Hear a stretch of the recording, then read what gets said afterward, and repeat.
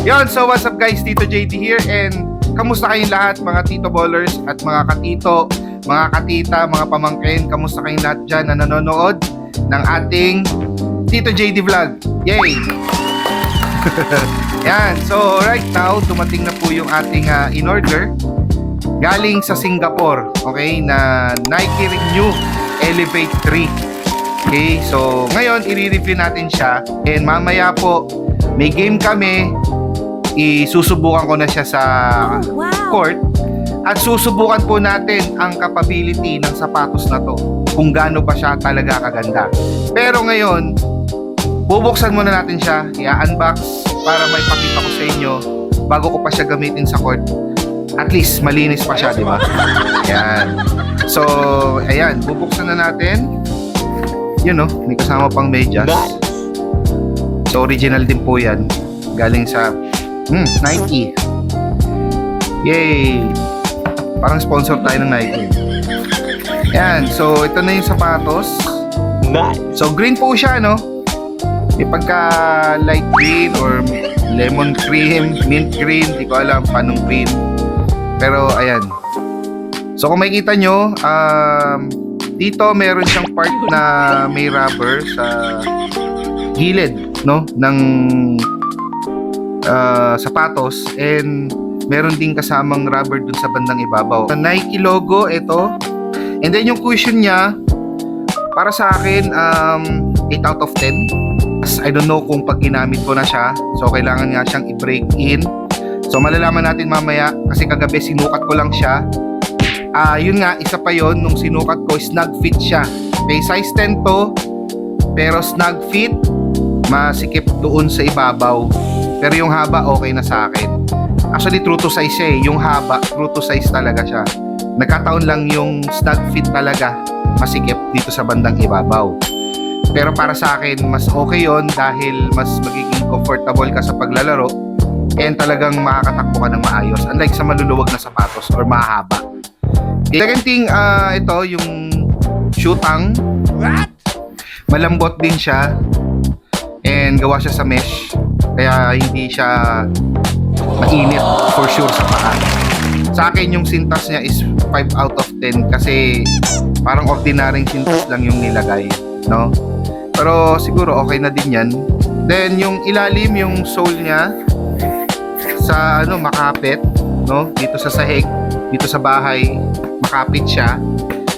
Hindi ko lang sure, pero titignan ko mamaya sa court, sa open court, kung kakapit ba yung dust dito sa sole niya. Kaya mamaya abangan nyo guys, and i-videoan natin. For me, tingin ko makapit naman siya sa hardwood lalo na, pero sa open court na medyo may mabubuhangin, hindi ko pa sure. So ito naman guys, yung taas nung sapatos ng Nike Renew Elevate is above, I guess above the ankle. So, siya, medyo safety siyang gamitin sa mga ankle sprain, no? And tingin ko makakatakbo ka ng maayos dito because yung pagkaka-design ng sapatos is manipis, no? Maliit lang. Then yung loob niya, ang kapal nung pad. So, kung titignan nyo guys, ayan, ang kapal nung pad. Kaya medyo snug fit. Ito, gawa din siya sa mesh, itong ibabaw, yung body, no? So, for sure, hindi to mainit sa paa pag ginamit. So, all in all, para sa akin, 9 out of 10. 9 out of 10. But, kailangan ko pang itignan sa court yung performance. Kasi, sa design, yon 9 out of 10. Pero, syempre, mas titingin tayo sa performance. Okay? So, kailangan matignan natin yung traction and yung squeaky niya, spiky niya, kung sa mga open court. Okay? So, yun guys. Ito pa yung isa.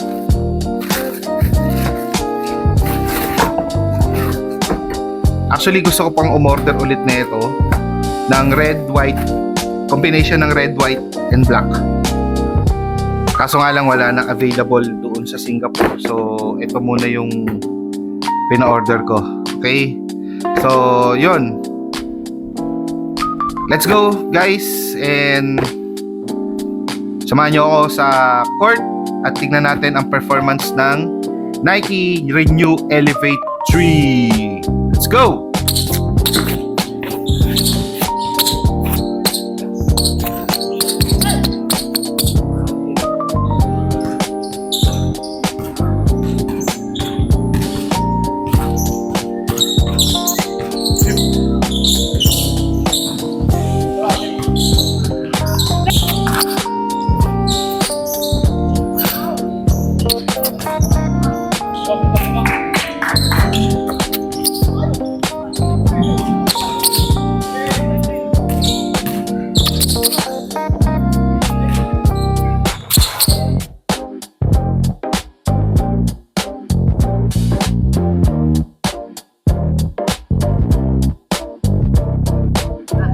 Yon, so guys, na-test natin yung sapatos and sobrang kapit and talagang malambot siya.